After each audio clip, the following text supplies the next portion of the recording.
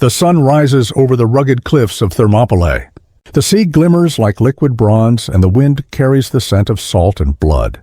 In the distance, a sound echoes, not the clash of swords, but the mechanical rhythm of something the ancient world has never known. It's the growl of engines, the rattle of machine guns, and the march of Spartans armed not with spears, but with steel and firepower. This is not the Thermopylae history remembers. This is the battle reimagined, where the courage of 300 warriors meets the weapons of the modern age. Imagine the year 480 BC. King Leonidas stands before his men. His armor gleams beneath the morning sun, but beside his shield something new rests, an M249 light machine gun. Behind him, rows of Spartans carry rifles, magazines, and grenades instead of spears and swords. Their crimson cloaks still flow in the wind, symbols of defiance. But this time, their enemy faces something beyond imagination.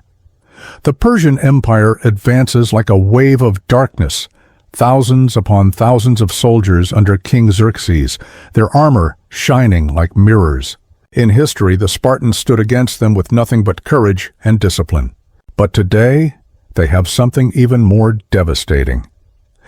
As the first wave of Persian infantry charges, Leonidas raises his hand.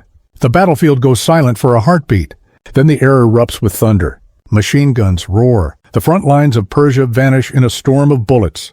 Arrows darken the sky, but the Spartans answer with tracer rounds that light up the valley like lightning. The narrow pass of Thermopylae becomes a slaughter ground where ancient bravery meets modern firepower. But this isn't just about weapons. It's about will. The Spartans still fight with the same code. No retreat, no surrender. Their discipline makes their tactics lethal. They move in squads, covering each other, advancing through the narrow pass with precise bursts of fire. Their communication is flawless. The enemy never even sees their faces before being consumed by gunfire. King Leonidas leads from the front, his armor dented, his rifle smoking. He is not a myth now. He is a modern warlord. His voice echoes through the comms. Spartans, hold the line! The Persians throw everything they have, chariots, elephants, waves of soldiers, but the Spartans stand unmoved. Behind sandbag walls and barbed wire, they transform Thermopylae into a fortress of fire. Still, Xerxes is no fool. He watches from the cliffs, astonished but calculating. His empire stretches across continents. His wealth is infinite. He commands millions, and so he adapts. Soon the Persian sky fills with ancient catapults modified with modern rockets, stolen drones, and armored cavalry equipped with shields of steel. The war escalates. For every 1,000 Persians that fall, 1,000 more emerge. Ammunition begins to run low. The Spartans' greatest strength, discipline, turns into their greatest test. They begin to ration their bullets, using precision instead of power. Leonidas knows that every shot must count. Then comes the betrayal. History repeats itself. A Greek traitor named Ephialtes reveals the secret mountain path to Xerxes. The Persians begin to flank from behind. Leonidas receives the report through his radio headset. He looks toward the sea. He knows the battle is lost. But to a Spartan, loss is not defeat. He gathers his men in the center of the pass. Smoke fills the air. The ground trembles with the thunder of approaching Persians. Spartans, he says, his voice calm, today we dine in hell, again. They form a circle, backs to each other. Every man loads his last magazine. The world narrows to sound, the click of triggers, the roar of explosions, the cries of dying men. The Persians swarm like a living tide. Bullets cut through armor. Fire consumes the narrow pass. And yet the Spartans stand, turning Thermopylae into a burning monument of defiance. Hours pass. Then silence. When the smoke clears, thousands of Persian bodies cover the valley. The Spartans are gone. Not defeated, transformed into legend once more. Their machine guns, melted and broken, lie scattered among the ashes. Their red cloaks flutter in the breeze untouched by time. But Xerxes doesn't celebrate. He looks down at the battlefield and sees something he cannot conquer. Fear. The same fear that once spread through his army in the ancient past now returns, amplified by the power of modern warfare.